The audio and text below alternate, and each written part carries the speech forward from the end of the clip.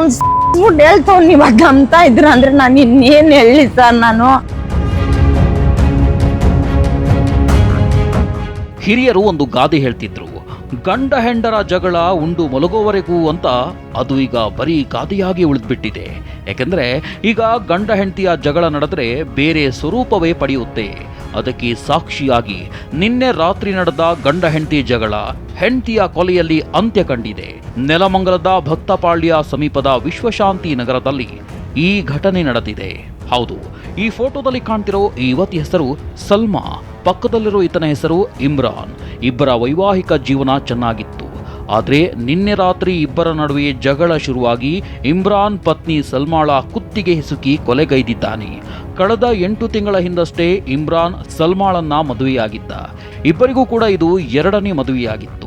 ನೆಲಮಂಗಲದ ಬಾಡಿಗೆ ಮನೆಯಲ್ಲಿ ಜೀವನ ಆರಂಭಿಸಿದ್ರು. ಆದರೆ ಸಲ್ಮಾಳ ಮೊದಲ ಪತಿ ಹಾಗೂ ಒಬ್ಬ ಮಗನಿದ್ದಾನೆ. ಆ ಮಗನನ್ನ ನೋಡುವ ವಿಚಾರಕ್ಕೆ ಗಲಾಟೆಯಾಗಿ ಪತಿ ಇಮ್ರಾನ್ ಪತ್ನಿ ಸಲ್ಮಾಳನ್ನ ಕೊಲೆಗೈದು ಪರಾರಿಯಾಗಿದ್ದಾನೆ. ಇನ್ನು ಘಟನಾ ಸ್ಥಳಕ್ಕೆ ಎಸ್ಪಿ ಸಿ.ಕೆ. ಬಾಬಾ ಮಾಹಿತಿ ಕಲೆ ಹಾಕಿದ್ದಾರೆ. ನೆಲಮಂಗಲ ಟೌನ್ ಲಿಮಿಟ್ಸ್ ಅಲ್ಲಿ ಇದೊಂದು ಈ ಜಾಗದಲ್ಲಿ ನಿನ್ನೆ ರಾತ್ರಿ ಒಂದು ಇನ್ಸಿಡೆಂಟ್ ಆಗಿದೆ. ಆ ಇನ್ಸಿಡೆಂಟ್ ಅಲ್ಲಿ ಅವ್ರ ಹಸ್ಬೆಂಡ್ ತಮ್ಮ ವೈಫ್ಗೆ ಕತ್ತಿಸ್ಬಿಟ್ಟು ಅದನ್ನ ಡೆತ್ ಆಗಿರೋದು ಒಂದು ಕೇಸ್ ಆಗಿರೋದಿದೆ. ಆ ಪ್ರಕಾರ ಇವತ್ತು ಬೆಳಿಗ್ಗೆ ನಮಗೆ ರಿಪೋರ್ಟ್ ಆಗಿದ್ದಿದೆ. ಆ ಪ್ರಕಾರ ಇಲ್ಲಿ ಬಂದು ನಾವು ವಿಸಿಟ್ ಮಾಡಿದ್ದೀವಿ. ಆಮೇಲೆ ಫರ್ದರ್ ಅವ್ರ ಪೇರೆಂಟ್ಸು ಮದರ್ ಕೂಡ್ಬಿಟ್ಟು ಅದನ್ನು ಒಂದು ಡೌರಿ ಡೆತ್ ಕೇಸ್ಗೆ ರಿಜಿಸ್ಟರ್ ಮಾಡ್ತಾ ಇದ್ದಾರೆ. ಆ ಪ್ರಕಾರ ಕೇಸ್ ರಿಜಿಸ್ಟರ್ ಮಾಡಿಬಿಟ್ಟು ತನಿಖೆಯನ್ನು ಕಂಟಿನ್ಯೂ ಮಾಡ್ತೀವಿ.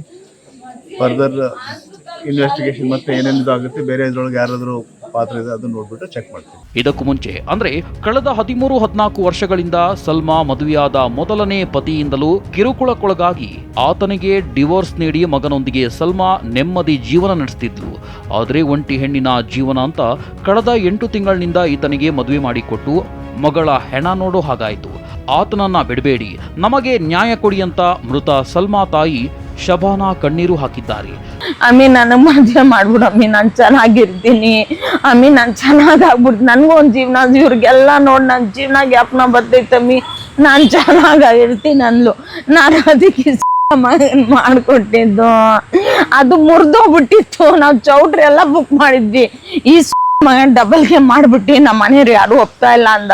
ಸರಿ ಬೇಡ ಬಿಡಪ್ಪ ಅಂತ ಸುಮ್ಗಾದ್ವಿ. ತಿರುಗಿ ಇವ್ರ ಮಾತಾಡ್ಕೊಂಡು ಫೋನಲ್ಲಿ ಸರಿ ನಾನು ಮಾತಾಡ್ಕೊಂಡು ಏನ್ ಮಾಡ್ಕೊಂಡು ನನ್ಗೊಂದು ಸರ್ ಅವ್ನು ಸಾಯಿಸ್ಬಿಟ್ಟು ಹೇಳ್ತಾವ್ ನೀವ್ ಅದ್ ನಂಬ್ತಾ ಇದ್ರ ಅಂದ್ರೆ ನಾನು ಇನ್ನೇನ್ ಹೇಳಿ ಸರ್. ನಾನು ಅವ್ನು ಸಾಯಿಸ್ತಿರ ಹೇಳಿದ್ರೆ ಅವ್ನು ಬಂದು ಕಂಪ್ಲೇಂಟ್ ಕೊಟ್ಟಿದ್ರೆ ನಾನು ಧೈರ್ಯವಾಗಿ ನನ್ನ ಕಂಪ್ಲೇಂಟ್ ನಾನು ಜಯಿಸ್ತಾ ಇದ್ದೆ. ನಾನು ಅವ್ನು ಎಲ್ಲ ಮುಗಿಸ್ಬಿಟ್ಟು ಬಂದು ಅವ್ನು ಯಾವ ಬಾಯಿ ಮುಚ್ಚ ಇದ್ದು ಬಾಯಿ ತೆಗ್ದ ಇದ್ದೆ ಸರ್. ಅವನು ಏನ್ ಅಂದವಳು ರಾತ್ರಿ ನಮ್ಮ ಅಮ್ಮನ ಮನೆಗೆ ನಾನು ಒಡವೆ ಎಲ್ಲ ಇಸ್ಕೊಂಬಂದ್ಬಿಟ್ಟಿದ್ಲ.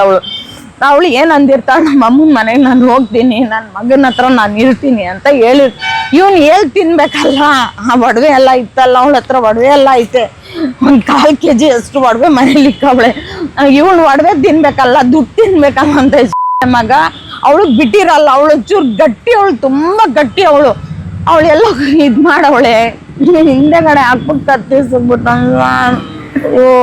ಸದ್ಯ ಪರಾರಿಯಾಗಿದ್ದ ಇಮ್ರಾನ್ ಪೊಲೀಸರ ಬಳಿ ಬಂದು ಶರಣಾಗಿದ್ದು, ಇತ್ತ ಸಲ್ಮಾ ಪೋಷಕರು ಈತನ ವಿರುದ್ಧ ವರದಕ್ಷಿಣೆ ಕಿರುಕುಳ, ಹಲ್ಲೆ, ಕೊಲೆ ಪ್ರಕರಣವನ್ನ ದಾಖಲಿಸಿದ್ದಾರೆ.